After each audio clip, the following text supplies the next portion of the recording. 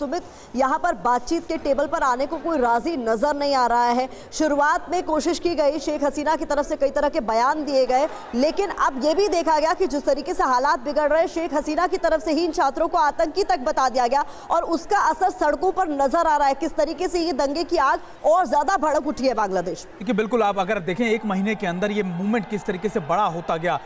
Dhaka university से शुरू हुआ ये मूवमेंट लगातार पहले वहाँ की सारी सरकारी यूनिवर्सिटीज़ में पहुंचा, उसके बाद प्राइवेट इंडस्ट्री में और उसके बाद धीरे धीरे हर वर्ग में पहुंच गया। यहाँ तक कि आप देखिए कि वहाँ के जो यूनियन है, जो आपके वर्कर यूनियन है, उसके बाद लगातार जो दूसरे फोर्सेज हैं या फिर आप प्राइवेट सेक्टर्स हैं, उन तक को इन्वॉल्व कर दिया। और अभी हालत ये है कि पूर्व जो वहाँ के पूरे पुराने जनरल्स हैं या फिर आर्मी चीफ्स हैं या फिर आप कह सकते हैं कि जो बड़े कमांडर्स हैं, वो भी अब इसमें इन्वॉल्व हो गए हैं। हर जगह पर लोगों की मौजूदगी नजर आती है, हर वर्ग से लोगों की मौजूदगी इस पूरे के पूरे आप कह सकते हैं कि इस प्रोटेस्ट में नजर आ रही है। और यही वजह सरकार के लिए सबसे बड़ा चिंता का विषय बन गया, क्योंकि अब ये सिर्फ और सिर्फ कोटा रिजर्वेशन नहीं रह गया या उसके खिलाफ प्रोटेस्ट नहीं रह गया, अब ये सरकार को बदलने के लिए प्रोटेस्ट शुरू हो गया है, सरकार के खिलाफ शुरू हुआ प्रोटेस्ट हो गया। और यही इस समय बांग्लादेश के सामने सबसे बड़ी चुनौती हो गई है। बिल्कुल निनाद सेठ साहब, किस तरह से देखते हैं, क्योंकि तस्वीरें जो सामने आ रही है बांग्लादेश से वो तो बहुत चिंताजनक है। पूरे देश में कर्फ्यू तामील कर दिया गया है, उसके बावजूद भी उग्र प्रदर्शनकारियों की संख्या घटने का नाम नहीं ले रही है।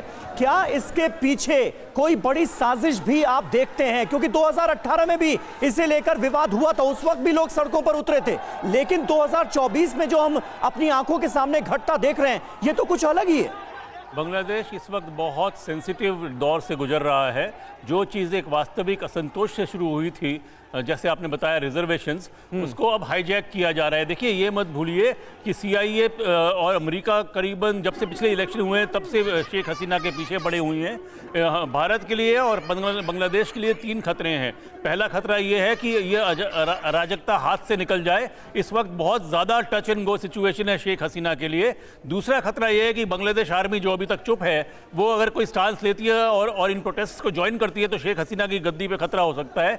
तीसरा खतरा यह है कि जमात इस्लामी जो एक बहुत रेडिकल इसी तरह का इस्लामिक स्टेट तरह का मुस्लिम ऑर्गेनाइजेशन है बांग्लादेश में, वो भी इसके पीछे है। अगर उसका समर्थन मिलता है तो भी इंडिया के लिए खतरा है। हमको एक बात याद रखनी पड़ेगी कि किसी भी देश को बनाना कोई पिकनिक नहीं होता और बड़े कठिन डिसीजन लेने पड़ते हैं। इस वक्त भारत को हसीना के साथ खड़ा होना पड़ेगा, भारत को हसीना के कठोर कदमों का भी समर्थन करना पड़ेगा। रही बात बातचीत की, मुझे लगता है कि बातचीत तभी हो पाएगी जब ये जो एलिमेंट्स हैं जैसे CIA वगैरह, उन पर कुछ कंट्रोल हो सकता है।